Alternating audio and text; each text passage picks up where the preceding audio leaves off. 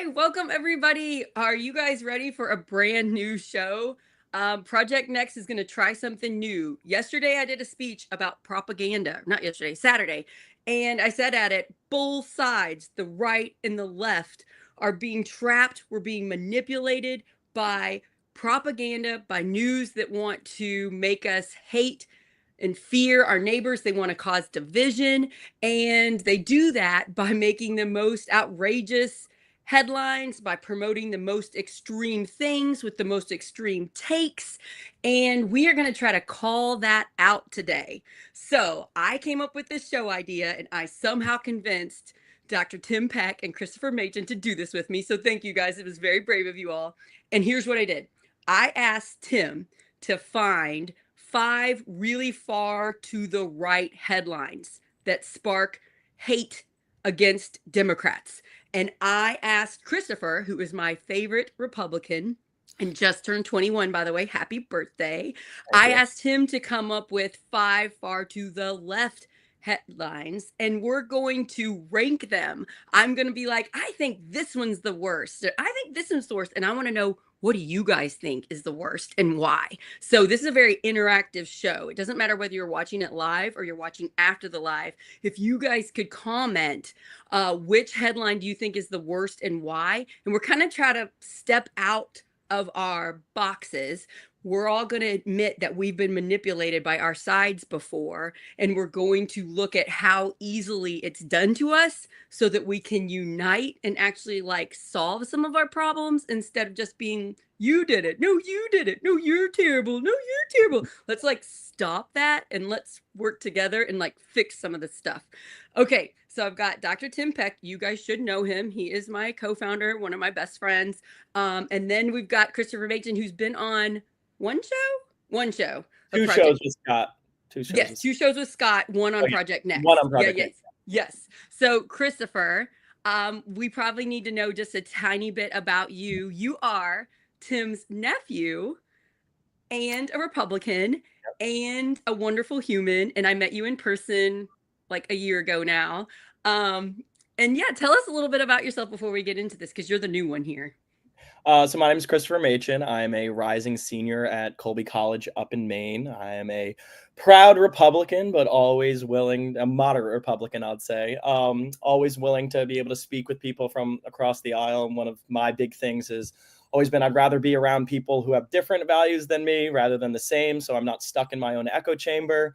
I've done a lot of different things politically. I was my school's student chairman for Students for Haley, which was, Nikki Haley's campaign when she was running in the primary. And then last year, I had the great honor of coming down to southeastern Indiana and working on my uncle's campaign and really being able to go in, learn the grassroots side of things, going to every single, county fair throughout the summer, learning about Indiana politics and trying to expand that tent, bring in those moderate Republicans, bring in those Republicans to this truly centrist message. And then this past summer, I was participating in a program through the Ronald Reagan Institute for the Academy for Civic Education and Democracy, which was all about bringing people from different, states, different political views, different schools all together to have speaker conferences, take a class on presidential leadership, and really be able to understand and,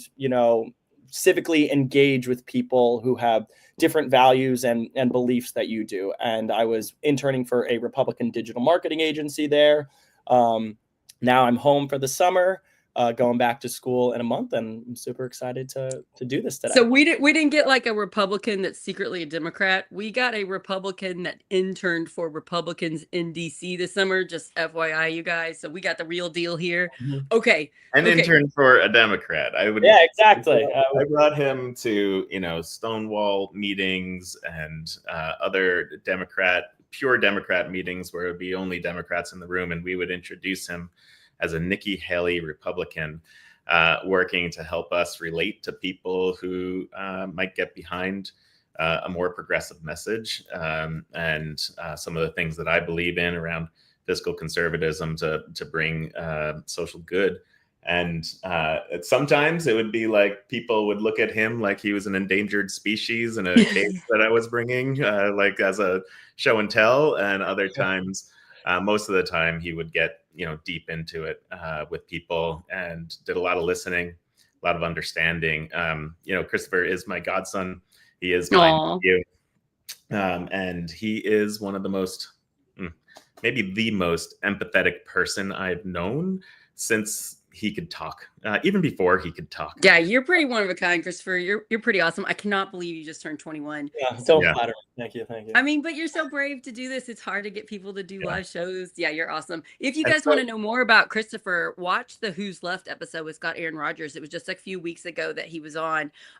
Basically, after you all talked, I was like, oh, a lot of Republicans want the same things Democrats want.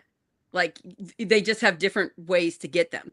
Exactly. To get the solutions are different, but the things we want are the same. Whereas we're fed to believe you guys are monsters, like that you're a legit monster, and I'm supposed to unfollow you and block you on social media and never speak to you again because you voted differently than me. And so we just want to kind of point out that's what they want us to think. Okay, so let's get into it. Yep. Tim, I want your first. So we're gonna number them. So this is gonna be number 1. What is your first one you want to pull up and tell us about for this is a far to the left actual headline. You'll say what news source it's from, and then we will kind of pull how this is wanting us to hate that side. All right. So leading off is Fox, and we'll start there. Everybody's familiar with them. We'll go into some more obscure rightist periodicals as well. But right there about what's the first thing on healthcare today. It says Dr. Oz touts investment in Medicaid.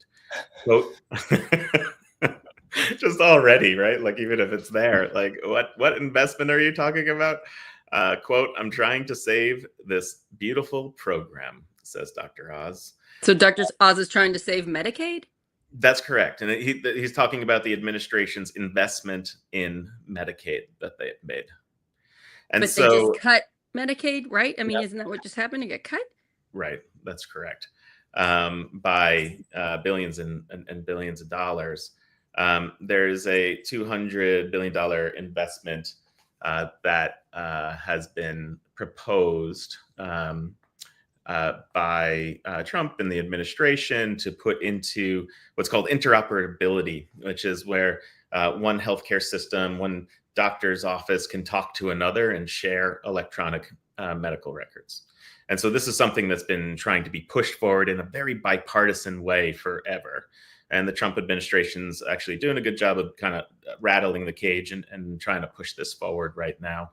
And so, but, the Fox way of covering that is to say the Trump administration is investing in Medicaid. Whereas, first of all, this is for all insurances, all people, whether you have insurance or not, has nothing to do with Medicaid, right? Medicaid will benefit from it slightly, but nothing to do with it. And so if people are following Fox and they're reading this headline, they're thinking the bill that just passed supports Medicaid. And so when they see the left-wing stuff saying you're cutting Medicaid, they're like, no, you're stupid. We just read this. It's helping. So that's kind of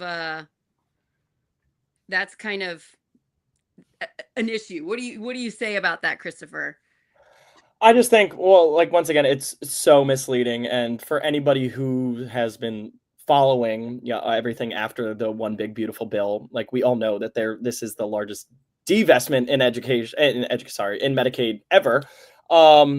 And like, while like I don't disagree with the work requirements for it. I don't think 20 hours a week is that bad, is that terrible. If you're disability, elderly, have children, you don't have to work the 20 hours. Like, and I believe in all of that, but I would rather the headline be talking about something like that rather than saying we're investing this boatload into Medicaid, when the truth and the reality is that you just cut billions and billions of dollars off of it. And most likely millions of people are going to lose their coverage. So it's the classic, Republican spin on, trying to rewrite the ship. Because I think a lot of the times with Republicans, and like my way too, is like, Republicans are seen as like not empathetic at all, and Democrats are seen as like too empathetic almost. Yeah.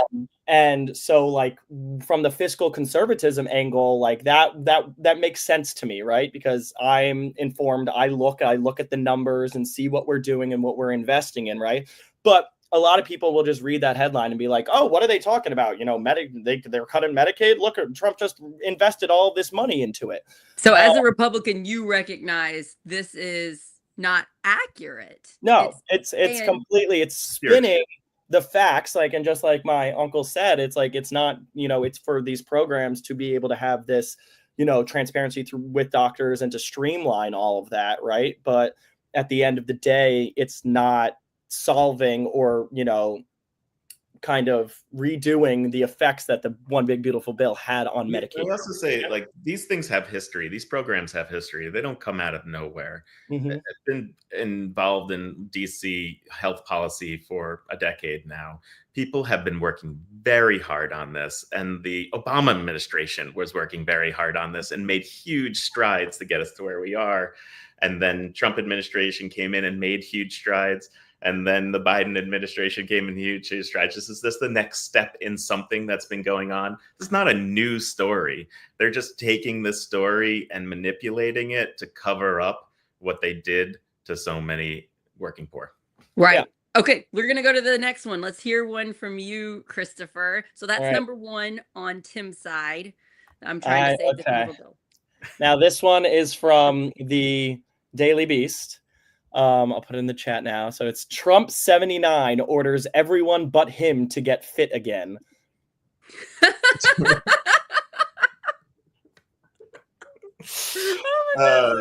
Everyone but him. So this is talking, I assume, about the presidential, what is it called? The presidential fitness test. The presidential fitness test. Yes. Did you have to take this when you were in grade school? They did away with it under Obama, I believe. Okay. So you didn't take it.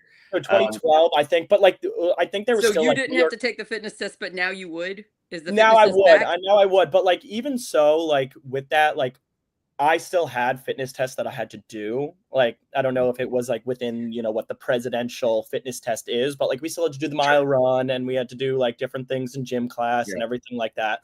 But I think, you know, we need to get America healthy again, and we need to get people exercising, and to emphasize that, especially starting at a young age.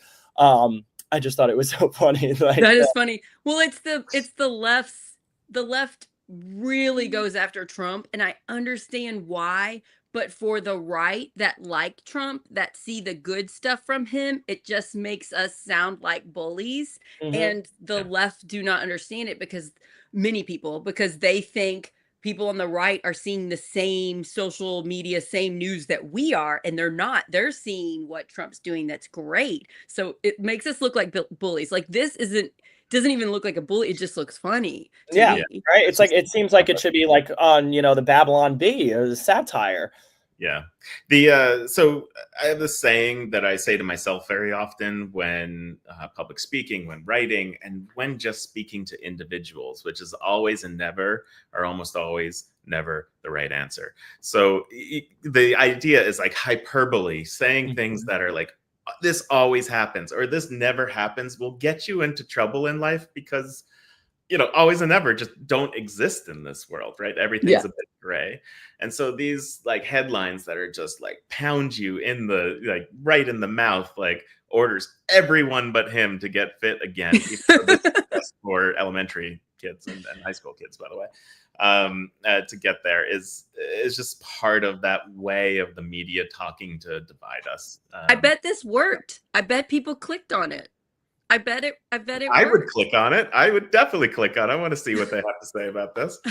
Right? So, I mean, you know, we just need to point out they're making that headline so that we read that article, so we get that news source money. Right. Yeah. Okay. Right. You click and that's the first one for Chris. The Trump 79 orders everyone but him to get fit again. Now we're going to do number 2 from Tim, the second far to the right article that he found in his research. All right. Posting now. which is the CEO's salary at defunded corporation for public broadcasting could fund a radio station for years. This is such a gaslighting thing. It is such a gaslighting thing. So, I mean, we just defunded public broadcasting. The that Corporation for Public Broadcasting is going to close down, fire everybody in there. I think they have until October. They're going to have a budget for defunds a lot of what we've done locally. It puts the onus onto listeners to try to fund their local radio stations. I myself donate to my local NPR anywhere I've ever gone. So that's the policy there. That's what's happened. And we can talk about, is that good or bad? The CEO's salary of Corporation for Funding for Public Broadcasting was $524,000 a year.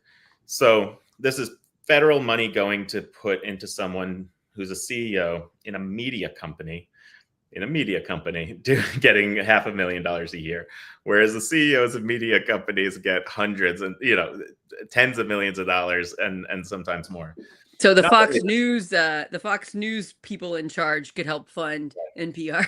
Murdochs would love to do that, I'm sure. Yeah. So, but not only that, the funding that we give to companies who have CEOs that make $25, $30, $40 million a year is across the board. They're everywhere.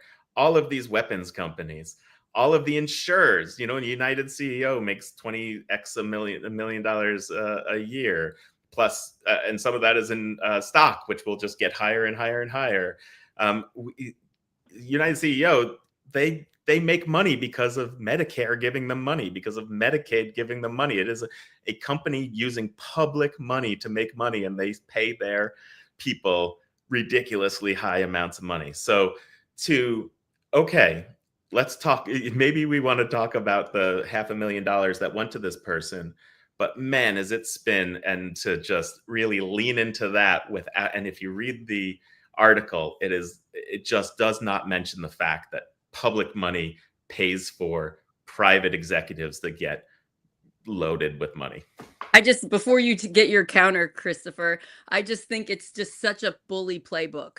It's such a bully playbook. They want to take the heat off of them.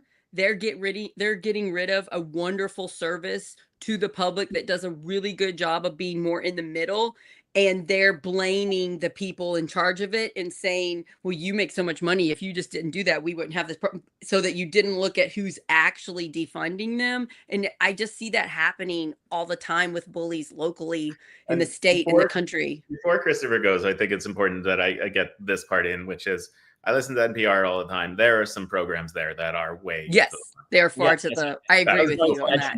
But I agree with you. When they do world reporting, when they do issue reporting very often from their reporters, like top of the hour kind of stuff, it's hard pressed to find some more factual, well-researched and trying to be in the middle type reporting.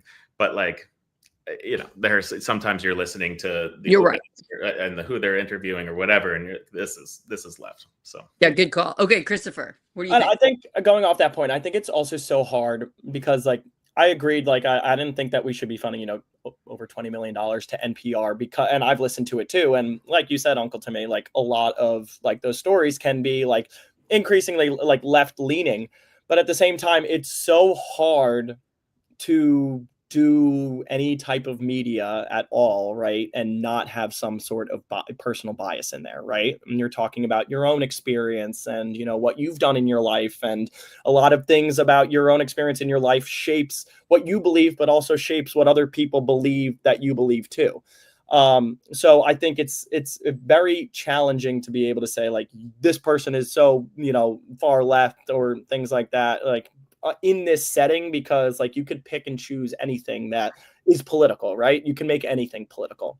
Yeah. But I also wanted to go off the point, especially with this headline, is that I think both parties have kind of taken advantage of this. And it's anybody who is quote unquote elite, we can bash them, right? It's like CEOs, like made, rich people anywhere, like we're working for the middle class, like they're making all of this money, like to push all of this propaganda, like, and the headline, it doesn't say what the salary of the CEO is, right? It's just that CEO, that word that everybody we don't thinks, like CEOs. exactly, that Yep. everybody thinks of. This is the highest person. They make the most money. They are all millionaires and billionaires, right? And so therefore, like, oh, of course, if their salaries like that, then yeah, of course, then it could fund it. Yeah, no crap that it could do that. But yeah, so I think it's that constant, like, easy, like it's so easy to be able to go and attack the elites of both party and the people with the money of both parties. But then you see them, both parties, backtrack too, because that's where all their money comes from and they're mega donors and everything like that. So they got to be able to play nice with those people. But at the same time, to be able to rally up and rile up those, that middle class voter base for both sides, using rhetoric like this is exactly how they do it. So they know to use those words to get us mad about the rich people, which is so ironic because they want us fighting about the left rich people or the right rich people so that we don't focus on the political rich people controlling us. I would say one thing about the policy again is that, this was throwing the baby out with the bathwater. If you had problems with getting news to people through public messaging and ways to do that, you don't get rid of public messaging, right? You say, exactly. If you have problems with it, let's figure out. Let's fix it. Let's not get rid of it. Okay, let's create standards that have to be in place. Yeah, right? I'm trying not to cry over this reality that just happened and just try to focus on the ridiculous headline. But yeah, okay. I wanted to make one more point on this. It was one of my professors when I was in DC this year. We were looking at like the presidential rankings, right, from C-SPAN, and they have like a panel of all of these different scholars, people who've worked in politics before, that do the presidential rankings, and there's 12 points, I think, that they rank them on. And there's no ranking for Joe Biden or Donald Trump's second term yet, right? And like my professor was like, here's the answer that C-SPAN gave to us about why there isn't a 2025 ranking, because they do it between every change in power, right? So the last time it was 2021 when Biden got in there. And they said like, oh, like President Trump's in his second term, it would be, too early to be able to tell, like, and rank and to try to say about, because he has so much 3 years left to be able to do what he needs to do, right? It would be challenging for us to rank him in the middle of his presidency, even though he already had one. And then my professor was like, you want to know what the real reason was? It was because he said, because C-SPAN was worried that if they ranked him low, then he would cut their funding. And and look at what actually happened. They didn't even need the ranking for them to get cut. So I just thought that was a pretty funny little insider information coming from a Republican. I appreciate that. Mm-hmm. Okay, Christopher, what's your second one far to the left headline? Okay, so this one kind of scared me a little bit because like the headline was complete speculation, right? And this is from The Advocate, and it says, the DOJ to Ghislaine Maxwell, and quote, pardon me, do you mind lying and denying for Donald Trump? Wow. There's a lot on there. Let me take that in. DOJ to Ghislaine Maxwell, pardon me, do you mind lying? And okay. So, and like, I read the article and it was like, you shouldn't put it past this administration to pull a quid pro quo with it and things like that. And it's just like, and you could speculate that, anybody's doing that, and like then the Trump administration could be doing that. Like, we don't know, but the fact that this isn't verifiable evidence and then you're using a quote in your headline. Yeah. People automatically think, oh my God, the DOJ is making a deal with Ghislaine Maxwell to do this, and it's real. Right. Think how many people jumped to that from this headline. There's no one knows anything about what's going on in those conversations right now. Nope. And so it's total speculation, and you can speculate all you want and predict what will happen, but please tell me that that's what it is and that we don't have the information right now. Where did this come from? This was from The Advocate. Okay. So I think just pure speculation as a headline. People read it and think it as fact and jump to what they are hoping you jump to, which is ultimately going to make us fear and not want to talk to our neighbors and family and friends that vote differently than us, because we're We like, should also, look at what they're causing us to have happen. we should also talk about this issue as being an interesting one, because when you do read the far right periodicals, it's hard, right? Because for them right now, the spin is really hard because half of their readers are very angry about this issue, and then another half are finding all sorts of ways to apologize for this issue. Right? I heard one thing from a voter about saying the reason that Trump is not releasing this is probably because he looked at it and there were so many world leaders in there that if he released it, there'd be 5, 10, 20 countries that would not have a leader tomorrow. And so he can't possibly do that, right? Again, it's like complete speculation, but it's like coming up with reasons for the behavior, right? Rather than waiting for what the result actually will be. Yeah. And it's so based in fear. We're all so scared, especially those of us that read the news. We are terrified about what is going on. And that's real. The fear is real. But what these headlines are doing are just sparking it. They're just sparking the fear. Exactly. And it doesn't, this doesn't help us in any way. None of these headlines that we've been reading help us solve the problem of what's actually happening. It just creates more division. And that's why I wanted to have this show. Let's just point it out. Someone here's never heard of The Advocate. What is its partisan score on the? Oh, it's on the. It's all the way to the left on the media bias chart. On the media bias chart, and we should post that media bias chart. Yeah.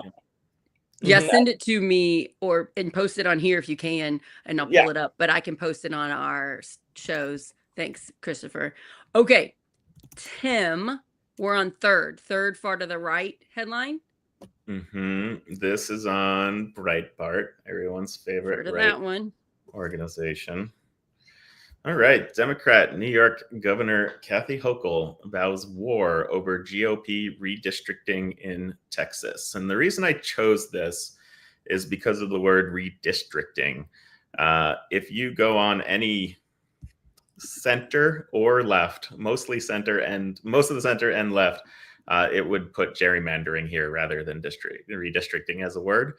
Whereas the further to the right you get, the more benign of a word that they use. So this is kind of like reverse spin, right? Instead of sensationalizing, it's trying to make it feel like it's an okay thing, and that the Democrat here is a crazy person who wants war over these very sensible GOP Texans who are redistricting right now. And so, and if anyone's been following the story, what this does is cuts up many of the major cities, Houston, Dallas, in Texas, to redistrict it, gerrymander it in such a way that 5 Democrats would lose their seat tomorrow.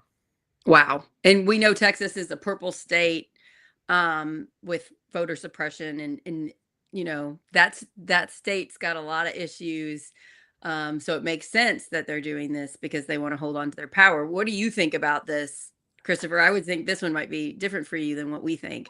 Yeah, no. So my thing is I don't agree with political gerrymandering or anything like that exactly. Right. I think that we a district is gerrymandered. We learned this in AP Gov when it looks like a salamander, right? It's not like a box or something. And then there's a little thing, or they just get the blue areas in there and then they can surround it by red, or vice versa.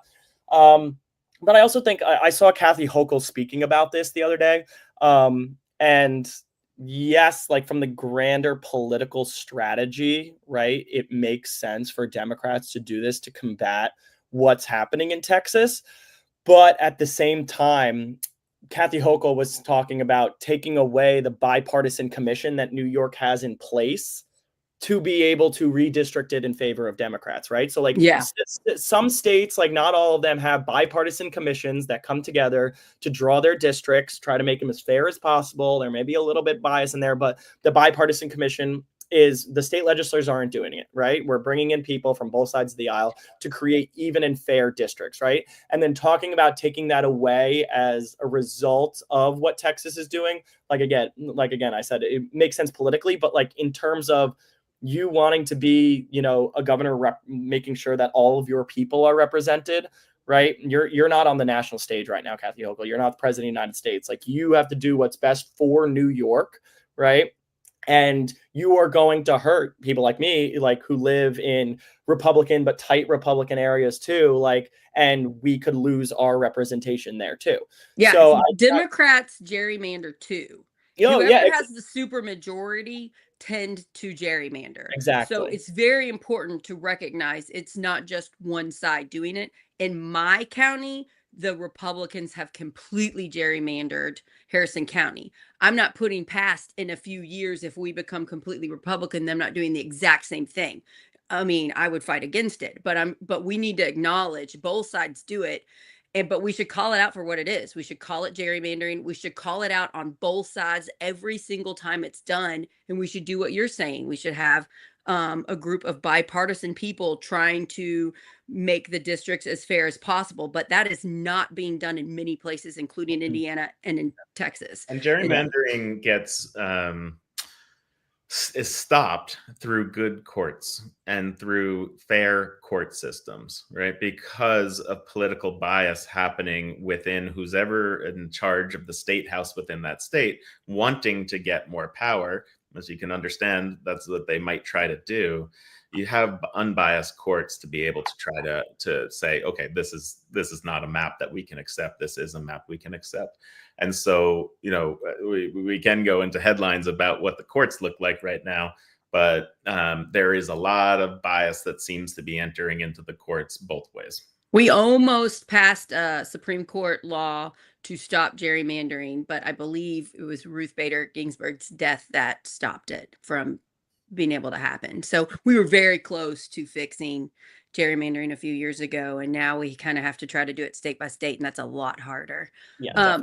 Okay, Christopher, what is your third far to the right headline? No, far to the left headline. Sorry, yeah. Confused. So mine is from MSNBC, and you've probably seen this in the news because it's been like crazy going around. Sydney Sweeney's ad shows unbridled cultural shift towards whiteness. This ad shows an unbridled cultural shift toward white. I'm not sure I know what that means. No, I couldn't tell you either. If you've seen the American Eagle ad, it was, Sydney Sweeney has good jeans, and she was wearing a pair of jeans. I don't know if you remember, Uncle Timmy, but I said, when you're elected, we're going to take a picture in the halls of Congress in a pair of jeans and say it's all in the jeans. Because it's a good slogan. I mean, exactly, it's a great slogan. And they're Sydney talking, Sweeney is a very attractive white woman actress. Exactly. So it was a take on that she's attractive. Exactly. But then, people are talking about, it goes back to it's Nazi propaganda, talking about eugenics and complete and, just like creating a master race and everything like that. It's like, no, they're trying to advertise. She's a pretty girl. She's an actress. People love her. And, it's like, it's not a Nazi propaganda. It's just a good play on the words. Right. And so, Yep. Keep going. No. So someone said this Sweeney headline isn't really political, though. I think at first blush, it's not really political, but this has been a political maelstrom, right? You have, because the word is that she is a Republican, I believe, is what's good. Yeah, she is now she's a Republican, and Trump just tweeted about like it's the hottest ad ever after he found out she was a Republican. And believe it or not, and I'm posting mine, which was Donald Trump praises American Eagle, Sydney Sweeney. That's perfect. Was my next one. So we've got both spins on both sides here on the same story, because they didn't know what their headlines were before we did the show, which is part of the fun. Right. So yeah, and just this idea of like using cultural events to divide us, right? Mm-hmm. And finding things that may have been benign in the past to find ways to put us on one side or another. And this, I don't know, I can't get in the heads of the advertisers, or American Eagle. I don't know who the executives are. I doubt the executives are, eugenic people, right? Nobody saw that coming. They're just like, she's Exactly. an attractive woman in jeans. She's got good jeans. They're It's selling a sell ad for jeans. jeans. Exactly. Nobody saw it coming, but the And if internet we're does what the wrong, and internet maybe does best. there is some sort of scandal going on in the back, but give me some good reporting that is undercover, like that is deep journalistic excellence that's going into that to show me that's true. If there is one take that we can get from this, it is that we all need to turn off our phones more and go outside and talk to people. That's the definition of this whole thing. We all need to take a deep breath and go do something in the real world. I saw that from someone asked, commented. Yeah, that was from MSNBC. His was from MSNBC and mine was from Breitbart. Breitbart. Okay, so that was your next one. That was what, your fourth one? That was my fourth one. Yeah. So, okay, so Christopher, do your fourth one now. That was hilarious. It was even the same. That's so funny. This one is from Yahoo. And it says, in a shocking turn of events, the White House has admitted there is something wrong with Trump.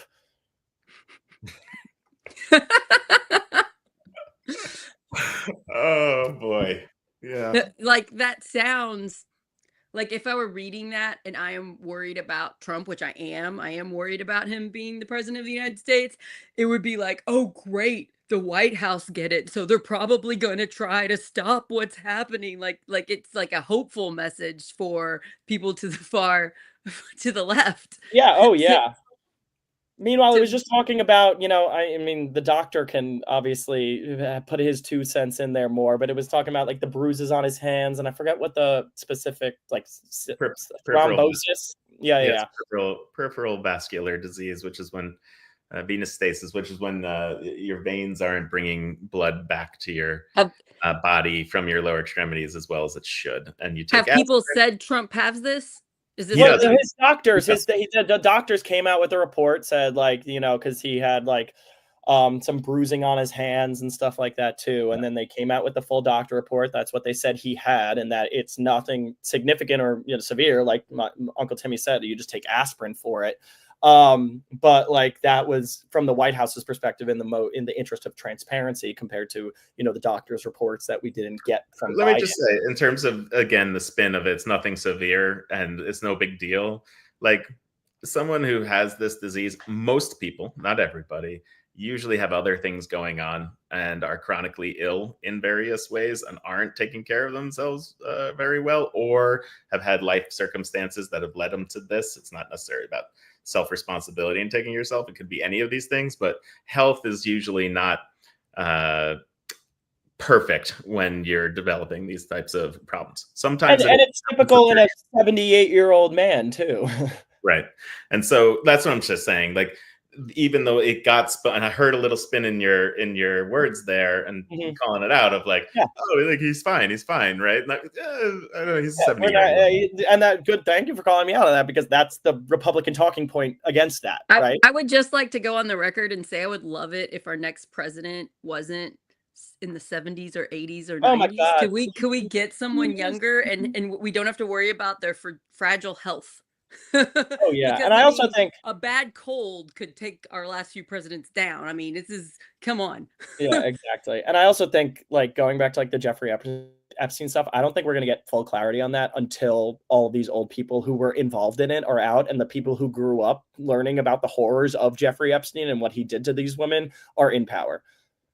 Right, which may take a while. Yeah, exactly.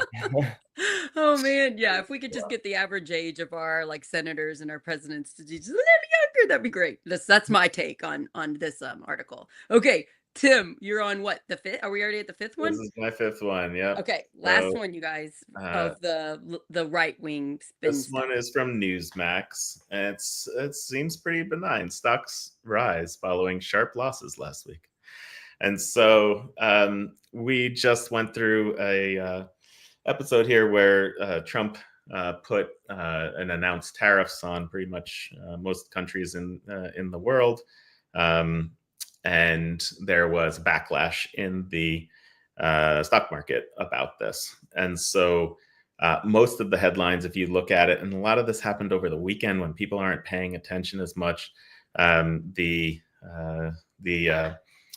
the market started to respond to that negatively, losing 1-2% in a lot of different places. As I watch the right media, as Christopher watches the left, I try to read as much as possible. The headlines were really apologetic for it.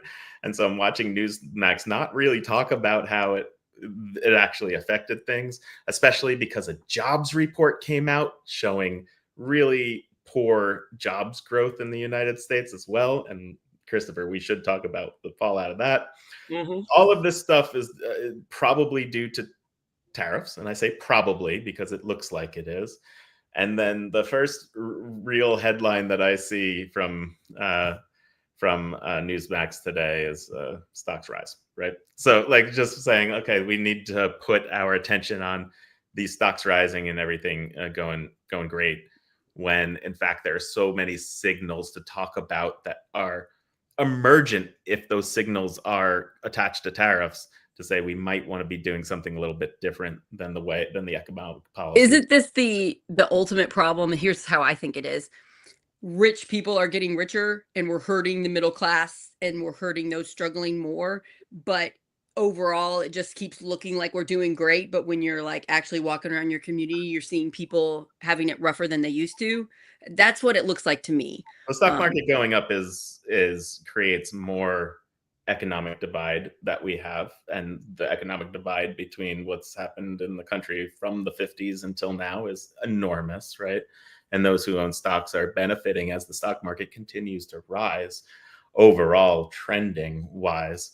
Yes, but this in particular, what I'm talking about, will also affect even wealthy people who own stocks and who are investing in it. Oh.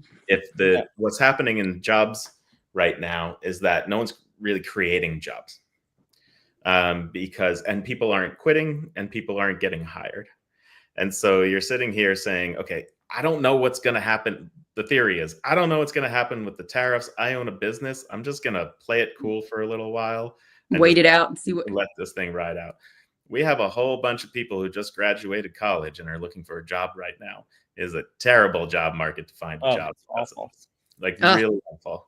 And every time we have a generation that goes into 2007, 2008, times when there's a downfall in the economy, right after 9/11, things like that, those generations have rippling effects for decades in terms of them recovering economically. So, Yep. Bryce just commented, lots of early retirement offers are being pushed by big corporations.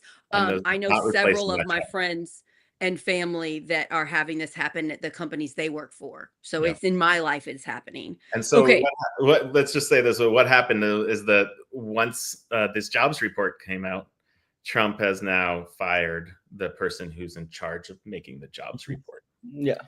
And so that data person's now fired, which really hurts.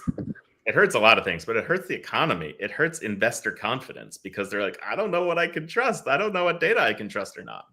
Right. Yeah. Your thoughts. Yeah. One of the things like that I thought was super interesting about it was because the June jobs report was amazing compared to the July jobs report. Right. And we added a lot more jobs than was expected. I forget the exact number in June. And then when I looked at like the specific details of where people were going, it was mainly people going to state and local governments, like getting jobs in there because of the massive amounts of layoffs from the federal government side, right? And I'm a big believer in federalism. Like I'm a big believer in states' rights, and I'm happy that these local areas, these states are getting support and getting people with them. But it's also a massive ripple effect of what the directives were from the federal government that people were coming in. And like you said, there's no job creation right now. Like Trump likes to talk about bringing manufacturing back home, and he's making the steps to do that. And I will give him a lot of credit on that. But once again, they're not immediate effects, right? You're not going to bring, you have to take time to build a manufacturing plant before you can even hire the people to work in it, right? So that is going to take time. But I also think one of the biggest things that people base presidential success on is always the stock market, right? It's stock market and gas and oil prices, because those are the two things that you can look to and say it's going up or it's going down, right? Those are the two most clear-cut things. And at the end of the day, while presidential policy and influence can have an effect on the stock market and oil and gas prices, right? At the end of the day, like, they are not moving and shaking every single little thing to be able to make that go up or down. And you saw, like, after the first round of tariffs and the stock market tanked, there was, because due to a lot of the uncertainty, Trump trashed the stock market, and he said, I'm working for the middle class. Like, I'm not working for these wealthy people who want the stocks and everything like that. And then stock market takes a turn again. Look at what I've done for the stock market, right? I'm so interested on another show for you, Christopher, to tell me what steps is Trump actually doing to help? Because my side doesn't see any good of Trump. And I would personally love it if there were real things that were happening that will actually help the country. I am not getting that news to me. So, yeah, if you ever want to research, tell us. I believe the majority of people watching us are more to the left, even though we want to get right people too. And we're trying to just give you the truth. It's very hard. I want to know more because I don't see it. Yeah. Well, And I think that the thing about that too is a lot of policies enacted by presidents, and you can look at this with whether it's it takes Biden, years Trump, and years. Obama, it takes years and years. Like, they're set up to be successful, most likely after their presidency. I mean, what we could do is Trump's Thank first you. 4 years. Did he do things that helped the country? And what are they? And what are the proof that showed it? Because our side is only getting the bad things. And in my opinion, there are a lot of bad things. And I'm really worried about dictatorship, authoritarianism right now. So I would just want to know, are there things that he did? Because the right is mostly just seeing the great things he's doing. And so when we're going in after and say he's doing terrible things, we a lot of times look like bullies because we're attacking the way he looks and stuff like that. So yeah, I want to get to more of the facts about it. And it's so hard because everything has a political spin. Yeah. And It's I why think Tim and I started the media company. one of the things I realized too, especially like working in digital marketing this summer, especially for Republicans, is that it's a lot easier when you're not in power and you can just attack the entire time, right? You don't have to be on the defensive. You could say there's so many possibilities of what this person could be doing, right? They could be doing this, this, and this, and then, you would hold out hope that the person in your party would follow through on what you want to happen, right? And then when your party's in power and you have leaders in power actually making the policy, like, you may not agree with everything that's in there, but you have to stick with them because that it's better than the alternative. The other side. Yeah. Believe that it's better than the alternative. We're kind of living that kind of reality right now where, we're doing this Project Next and trying to do our best to bring people together, to show all sides, to say what we believe, and then say what others believe and try to find some good in it, etc. And there's a lot of people out there that do not want us to be doing that. And so there's a lot of opinions that we get. And Sarah, as a woman, usually takes the brunt of this. I get more trolling from the left than I do from the right. Yep. And I'm just because of this one thing. Did you know most Republicans are good people? That message is like, you're a monster. You're so wrong. And I'm so mad at you for saying that. Bam, bam, bam on Sarah. And it's like, after a while it gets to me. But I have to make Tim get out of a meeting so he can help me, like it's hard sometimes. No, and that is like the hard, because like you feel like you have a home in your party, right? But then at the same time you don't, right? And like I feel the same way as a Republican a lot of the time, because I'll say I agree with some of a lot of the things. And it's like, no, you have to completely 100% agree with your side or you're out. And that's exactly, or even be friends with Democrats and people like that. It's just like they're people, human beings. Like, we could have differing political views and still be able to go grab a beer or hang out and do all these things. Like, it's not that deep. Imagine if we were all going out to dinner after a meeting where we disagreed and we had chips and salsa together and we talked about it and we found out we had more in common than different. And then we went back to another meeting a few days later and we compromised because That's we the idea of the listened to the other problem side. solvers caucus. That's the idea of the problem solvers caucus in Congress, is to, some people have stepped up to say, I will talk to Republicans, I will talk to Democrats when I'm not, and actually have interactions with them, both social. Those are the people I want on both sides being elected. Right. I want people that'll talk. I want Democrats that will talk to Republicans, and I want Republicans that will talk to Democrats. And those extreme people that refuse to see the other side and just listen, I want out. I want to give you an insight into Christopher and my life here, is that our family is mostly Democrats. Your side. The other side for me is all Republican. That's your dad's side is my dad's side is. A lot of liberal Democrats, some kind of Bush voters that became Democrats, and then a couple people more to the right. So, but it's mostly Democrats. But it's an interesting Thanksgiving in which there's a lot of actual conversation and a lot of love, and somehow, you know, you hear these stories about terrible Thanksgivings and all that. It's not what's going on in our family.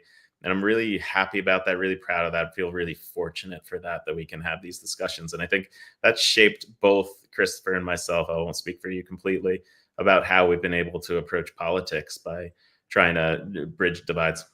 What a beautiful thing that your Republican nephew flew down and helped your campaign last summer. I mean, that's a beautiful thing.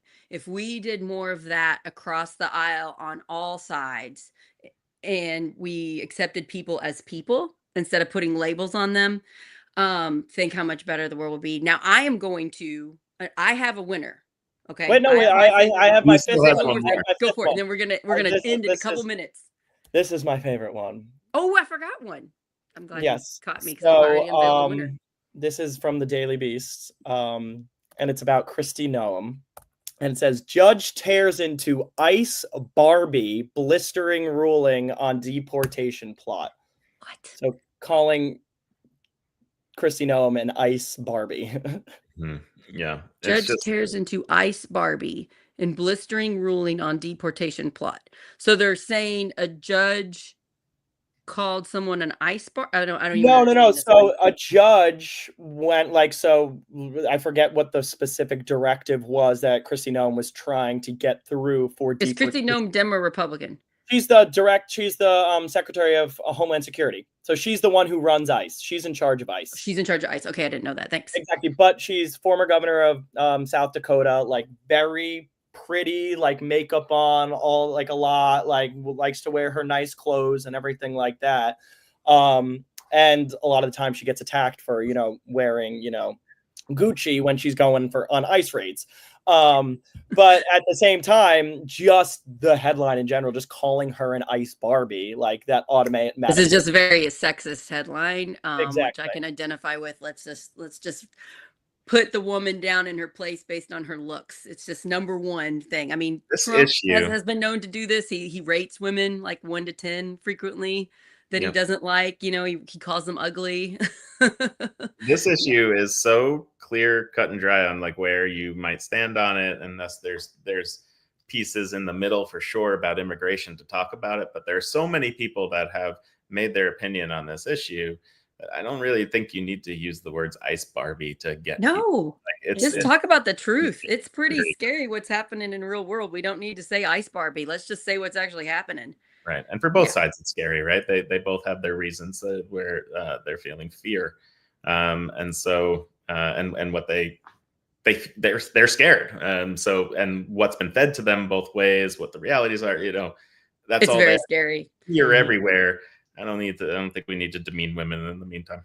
Exactly. And I also think from the headline too, like just the use of the word blistering, like that, like automatically sets alarm bells off in my head too. Like, oh, this is bad, right? Like this is automatically bad. Like I'm going to read something that's not good that happened, right? And then we'll most likely align if I, agree with that headline. So in the future, if we get a bunch of people watching this live, everybody can vote and we can try to keep track if we can. But so if you are watching now, put which headline you think is the worst. And I'm going to call my winner out this time. But if you guys can comment, whether you're watching it live or not, which one you think is the worst, on the next episode, I will say the audience chose this headline as the worst. But you can do that now if you're watching. So please let us know which one you think is the worst. I'm just going to call out, due to time, just which one I think overall wins. And the overall winner to me is Chris's headline about the fitness one. Which one is that? Can we find it? We need to pull it up again here. Trump It was towards the 79 orders beginning. everyone but him to get fit again.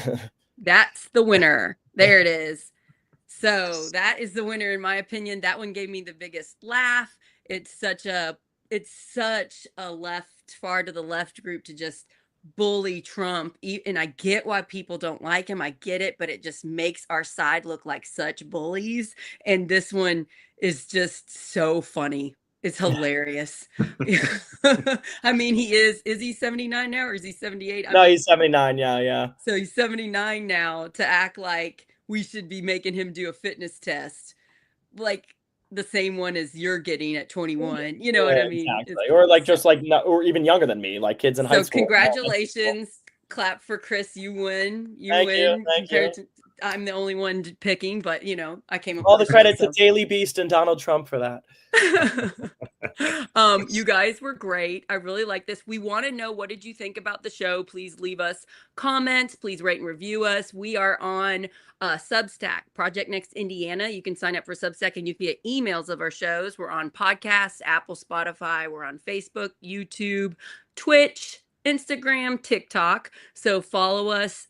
If you don't mind pumping out our content some. It is hard to not be divisive and to get people to watch our stuff. So we need your help. We are an independent media company. I cannot thank you two enough because I know you had to do homework and research, and this was a very brave show. So you guys are two of my favorite people. I'm so thankful for you all. So thank you. Thanks, and Thank you, Sarah. Thank you. And we'll do this again. Let us know what you thought about it. Hope you enjoyed it. Bye, everybody. Have a great day.